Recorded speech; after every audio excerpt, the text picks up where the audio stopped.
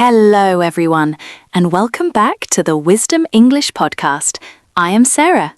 And I am Brian. Welcome back, guys. Today, we are going to talk about something that makes your heart beat fast, something that makes your palms sweat, and something that can change your life. Whoa, that sounds intense.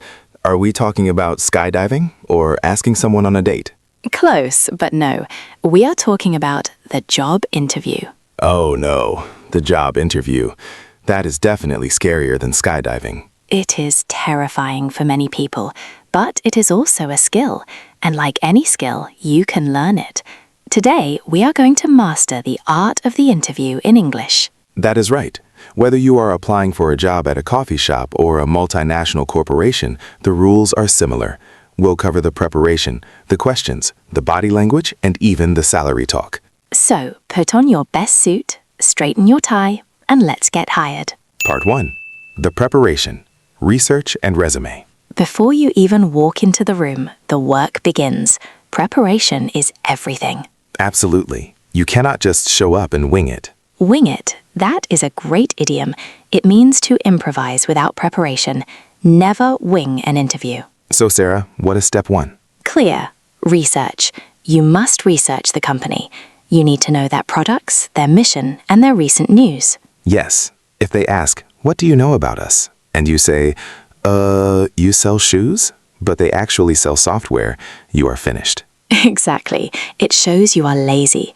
Go to their website, read their About Us page, look them up on LinkedIn. Also, know your own resume, or as you Brits call it, your CV. Curriculum vitae. Yes, you need to know every date and every detail on that paper. If they ask about a job you did 5 years ago, you need to remember it. I made that mistake once. I listed advanced Spanish on my resume. The interviewer started speaking Spanish to me. Oh no, what happened? I froze. I said, hola, taco, burrito. It was humiliating. That is terrible. Lesson learned, never lie on your resume.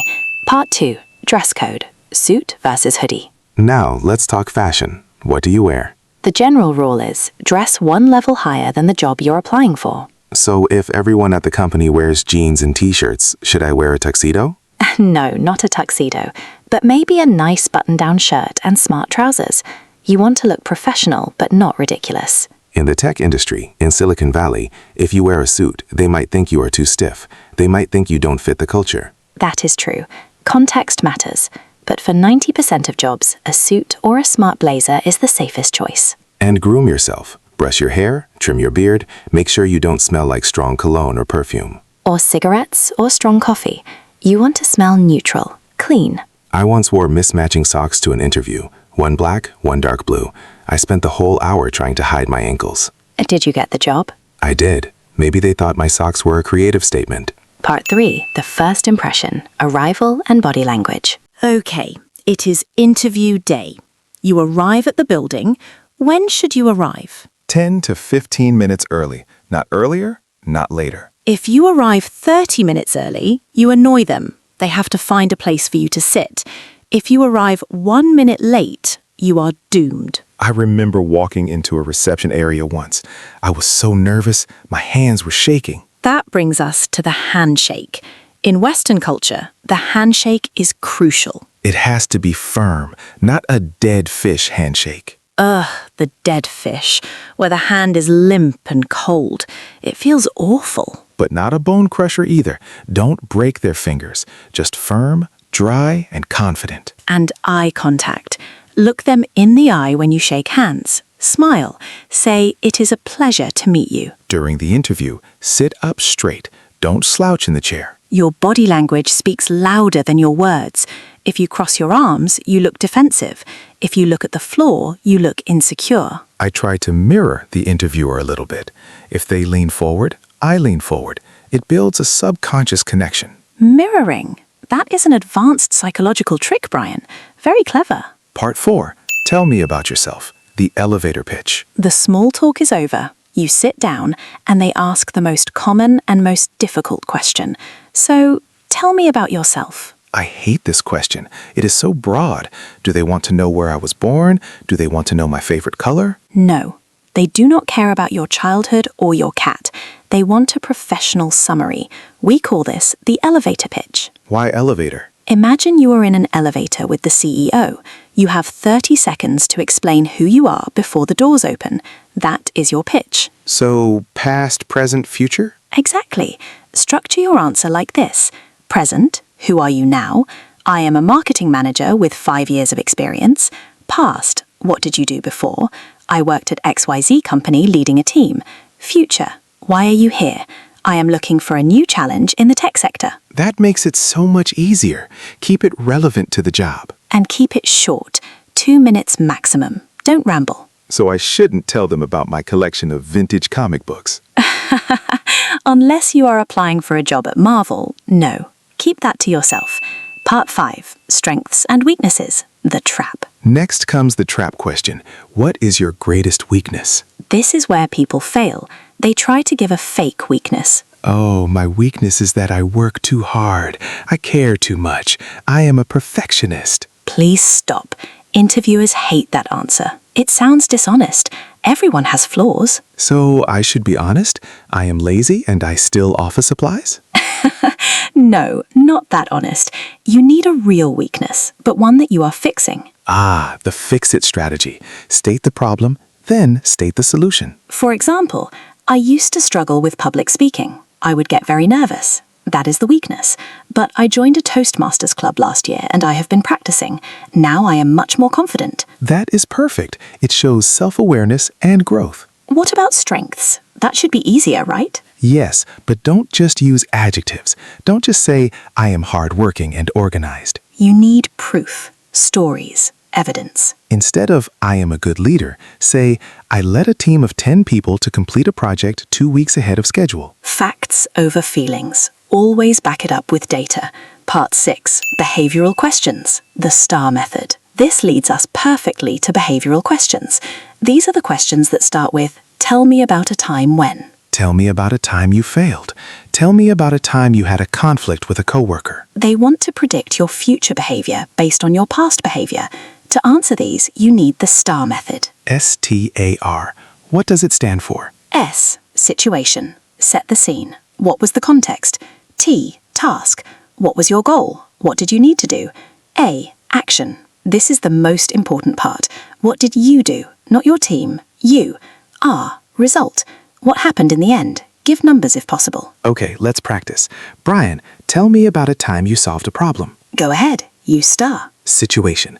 At my last job, our website crashed on Black Friday. Task. We needed to get it back online immediately or lose sales. Action. I identified the bug, coordinated with the server team, and implemented a patch within 15 minutes. Result. The site came back up, and we saved approximately $50,000 in revenue.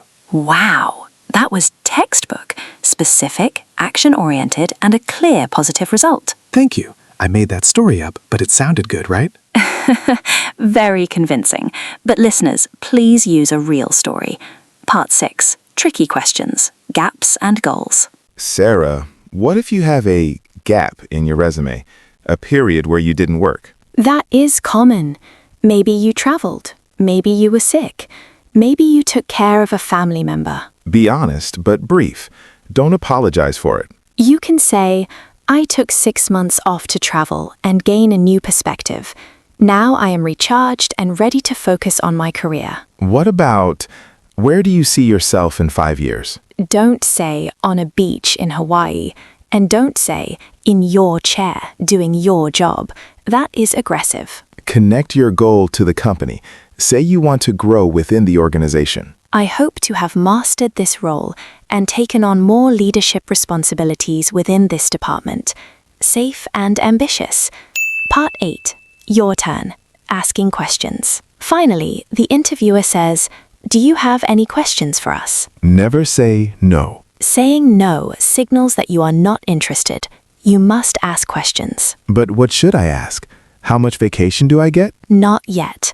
Ask about the work first. Ask about the culture. Good examples. What does a typical day look like in this role? What are the biggest challenges the team is facing right now? How do you measure success in this position? Those are brilliant questions. They show you are thinking like an employee already. You want to help them solve problems. And here is a magic question to end with. Is there anything about my application that concerns you? Wow! That gives you a chance to fix any doubts they might have before you leave. Part 9. Salary negotiation. The money talk. Okay, the scary part. Money. Salary negotiation. Rule number 1. Try not to give a number first. If they ask, what are your salary expectations? Try to deflect. Say, I am open to a competitive offer based on the responsibilities of the role. If they push you for a number, give a range, not a specific number. I am looking for something in the range of 50,000 to 60,000. And do your research. Look at Glassdoor or PayScale. Know what the market rate is. Don't guess. And don't be afraid to negotiate. If they offer 50K, asking for 55K is normal. The worst they can say is no. Encouraging you. Know your worth, but be polite. It is a negotiation, not a fight. Part 10. Remote interviews. The Zoom era. We have to mention remote interviews. Since 2020, many interviews happen on Zoom or Teams. The era of you are on mute. Test your technology. Check your microphone, check your camera, check your internet connection 10 minutes before. And look at your background. Don't have a pile of dirty laundry behind you. Blur your background or use a clean, professional wall. And lighting. Don't sit with a window behind you. You will look like a shadow. Look at the camera lens, not at the screen. It feels weird, but it looks like eye contact to the other person. And please, wear pants. Even if they can't see your legs, wear pants. It helps your mindset. I heard a story about a guy who stood up during an interview and he was in his underwear. He did not get the job. A nightmare.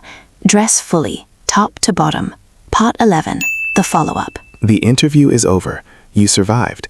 You closed the laptop or walked out of the building. Are you done? No, you have one last task. The thank you email. Send it within 24 hours. Keep it short. Dear name, thank you for your time today. I enjoyed learning about the role. I am very excited about the opportunity. I look forward to hearing from you. It keeps you fresh in their memory. It shows good manners. And then, the waiting game. Sometimes they ghost you. They never call back. It happens. Don't take it personally. If you don't get the job, ask for feedback. Ask, how can I improve? Every interview is practice for the next one. Even if you fail, you learn something. Conclusion. Phew, we covered a lot today. From research to resumes, handshakes to salary. It is a lot of information, but remember the main thing. An interview is just a conversation. Two humans talking to see if they can work together. Exactly. Be prepared, be professional, but also be yourself.